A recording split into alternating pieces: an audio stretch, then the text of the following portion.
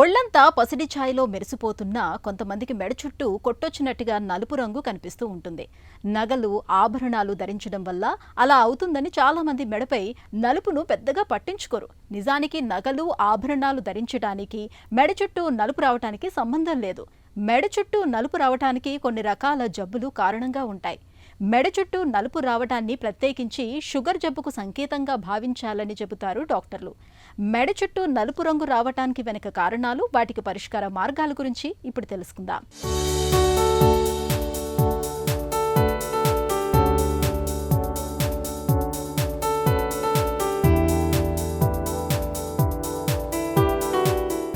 మేని ఛాయ అంతా ఒక రంగులో మెరిసిపోతుంటే దానికి భిన్నంగా మోచేతులు, మోచిప్పల దగ్గర చర్మం కాస్త ముదురు రంగులో కనిపించటం మనందరిలోనూ చాలా సాధారణమైన విషయమే. ఇందులో ఆందోళన పడాల్సిందేమీ లేదు. చర్మంపై ముడతలు ఎక్కువగా పడే ప్రాంతాల్లోనూ మేని ఛాయ కాస్త ముదురుగా కనిపించటమూ మామూలే. అయితే ఎలాంటి ముడతలు లేని భాగంలో, అది కూడా వంపు తిరిగిన శంఖంలా అందంగా కనిపించే మెడ భాగంలో మేని ఛాయ నలుపు రంగులోకి మారి కనిపిస్తుంటే చూడటానికి ఎబ్బెట్టుగా ఉంటుంది. మెడ దగ్గర నలుపు రంగుకు మనలో చాలామంది నగల్ని, ఆభరణాల్ని సాకుగా చెబుతూ ఉంటారు. నిజానికి నగలు పెట్టుకోవటానికి, మెడ దగ్గర నలుపు రంగు రావటానికి మధ్య ఎలాంటి సంబంధమూ లేదని, అదొక చర్మ సమస్య అని, దాని పేరు ఎకాంథోసిస్ నిగ్రిగాన్స్ అని చెబుతారు డాక్టర్లు. ఎకాంథోసిస్ నైగ్రిగన్స్ అంటే ఆ స్కిన్ బాగా దలసరెక్కి నల్లబడిపోతుంది అనమాట. దాన్ని ఎకాంథోసిస్ నైగ్రిగన్స్ అంటాం. This is a four runner అంటే ఇది ముందు వస్తుంది అనమాట. డయాబెటీస్కి ముందు వస్తుంది, థైరాయిడ్కి ముందు వస్తుంది, ఎనీ హార్మోనల్ ప్రాబ్లమ్స్ ఉన్న వాటి అన్నిటికీ ముందు ఈ ఎకాంథోసిస్ నైగ్రిగన్స్ అనేది వచ్చే ఛాన్సెస్ ఉంటాయి. అలాగే వంశపారంపర్యంగా కూడా వస్తాయి. హార్మోనల్ ఇన్ఫ్లుయెన్స్ చాలా ఎక్కువగా ఉంటుంది. తర్వాత ఈ మధ్యన ఒబేస్ పేషెంట్స్ చాలా ఎక్కువగా ఉంటున్నారు, చాలా లావుగా ఉన్న వాళ్ళకు కూడా ఈ ఎకాంథోసిస్ నైగ్రిగన్స్ అనేది వస్తుంది. ఇది ఎందుకు వస్తుంది అనుకుంటున్నారు? ఇక్కడ ప్రాబ్లం ఏంటంటే మనకి సెల్స్కి సరిపడంత ఇన్సులిన్ వచ్చినా కూడా ఇన్సులిన్ రెసిస్టెన్స్ డెవలప్ చేస్తాయి సెల్స్. అంటే ఎనర్జీ కరెక్ట్గా ప్రొడ్యూస్ చేయలేకపోతాయి అన్నమాట. అవి ఇన్సులిన్కి రెసిస్ట్ అవుతాయి. ఇన్సులిన్ ఎందుకు ఉంటుంది? ఇన్సులిన్ అనే హార్మోన్ చక్కగా సెల్ని పనిచేయడానికి పనికొచ్చేదనమాట. అలా పనిచేయకుండా అవి రెసిస్టెంట్ అయిపోయి అవి దే గ్రోత్ బాగా తిక్కుగా అయిపోయి నల్లగా అయిపోతూ ఉంటాయి అన్నమాట. So this is all indicator of insulin resistance అన్నమాట. ఎకాంథోసిస్ నిగ్రిగాన్స్ ఒక రకమైన చర్మ సమస్య. ముడతలు, పల్లాల్లో చర్మం ముదురు రంగులోకి మారి వెల్వెట్ మాదిరిగా మందంగా తయారవటం ఈ వ్యాధి ముఖ్య లక్షణం. వ్యాధి ప్రభావానికి లోనైన చర్మం దళసరిగా మారటమే కాకుండా చెడు వాసన కూడా వేస్తూ ఉంటుంది. సాధారణంగా మెడ భాగంతో పాటు చంకలు, గజ్జల్లో చర్మం నలుపు రంగులోకి మారుతూ ఉంటుంది. శరీరంలో ఇన్సులిన్ నిరోధకత ఏర్పడినప్పుడు, అధిక బరువు, స్థూలకాయం ఉన్నప్పుడు, హార్మోన్ల సమతూకం దెబ్బతిన్నప్పుడు, సంతాన నిరోధక మాత్రలు, స్టిరాయిడ్ మందులు వాడుతున్నప్పుడు ఇలా మెడపై నలుపు రంగు వచ్చే అవకాశాలు ఉంటాయి. మెడ భాగంలో నలుపుతో పాటు చిన్న చిన్న పులిపిరికాయలు కూడా పుట్టుకొస్తున్నప్పుడు దాన్ని షుగర్ జబ్బు తాలూకు ముందస్తు సంకేతంగా భావించవచ్చు. ఒక్కోసారి మెడపై నలుపు అనేది కాలేయం, అండాశయాలు, పెద్ద పేగుల్లో క్యాన్సర్లకు కూడా హెచ్చరికగా భావించవచ్చని చెబుతారు డాక్టర్లు.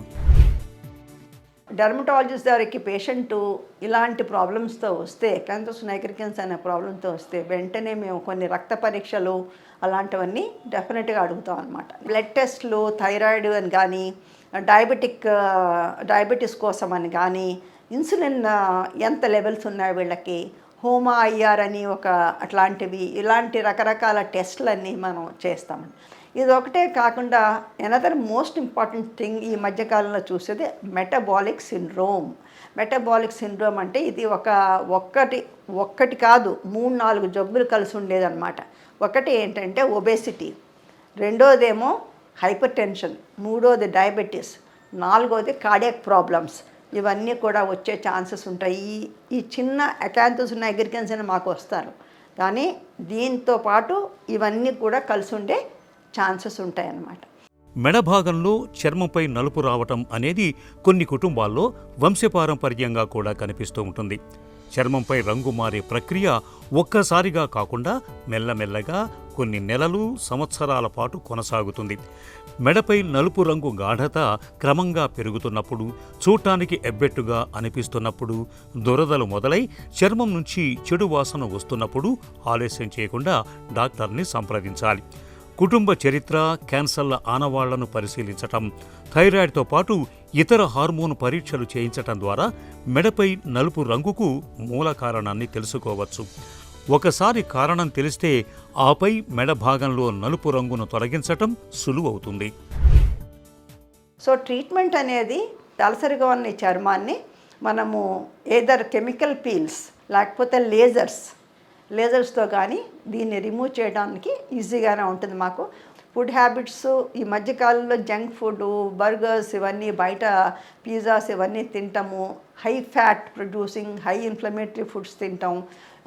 తర్వాత జిమ్స్లో వాటిలో వే ప్రోటీన్ తీసుకుని మజిల్ బిల్డప్ చేసుకోవడానికి ఇలాంటి ఫుడ్స్ ఎక్కువ తినటం వల్ల చాలా హార్మోనల్ ఇంబ్యాలెన్సెస్ వచ్చేయటం జరుగుతున్నాయి అన్నమాట. సో ఇవన్నీ కూడా మైండ్లో పెట్టుకుని అదొకటే కాకుండా సరైన క్వాలిఫైడ్ డర్మటాలజిస్ట్ దగ్గర చూపించుకోవటం, సరైన ఇన్వెస్టిగేషన్ చేయించుకోవడం కూడా చాలా చాలా ఇంపార్టెంట్. మెడపై నలుపును తగ్గించుకోవటానికి మనలో చాలామంది తమకు తెలిసిన వైద్యాలు ప్రయత్నిస్తూ ఉంటారు. రకరకాల లోషన్లు, ఆయింట్మెంట్లను పట్టిస్తూ ఉంటారు. చిట్కా వైద్యాలు చేస్తుంటారు. నిజానికి వీటితో శాశ్వత ఫలితాలు కనిపించవు. మెడపై నలుపు రంగు రావటానికి మూల కారణాన్ని గుర్తించి దానికి తగిన చికిత్స చేసినప్పుడే నలుపు రంగు తగ్గుతుంది. పరీక్షల సాయంతో మెడపై నలుపు రంగు రావటానికి కారణాన్ని గుర్తించిన తరువాత ముందుగా నలుపు గాఢతను తగ్గించటానికి రెస్టోడెర్మ్, టోటల్ డెర్మ్ వంటి ఆయింట్మెంట్స్ను ప్రయత్నిస్తారు. వ్యాధి తీవ్రతను బట్టి కొంతకాలం పాటు మందులు వాడాల్సి ఉంటుంది. ఇప్పటికే షుగర్ జబ్బు ఉంటే దాన్ని చక్కగా అదుపులో ఉంచుకోవాలి. ఒకవేళ క్యాన్సర్ మూలంగా మెడపై నలుపు రంగు వస్తుంటే దానికి తగిన వైద్యాన్ని తీసుకోవాల్సి ఉంటుంది. బరువును అదుపులో ఉంచుకోవటం, పిల్స్, స్టిరాయిడ్ మందుల వాడకంలో డాక్టర్ సలహా తీసుకోవటం, హార్మోన్ల సమతూకం దెబ్బతినకుండా తగిన జాగ్రత్తలు తీసుకుంటే మెడపై నలుపు రంగు సమస్యను చాలా వరకు నివారించుకోవచ్చు.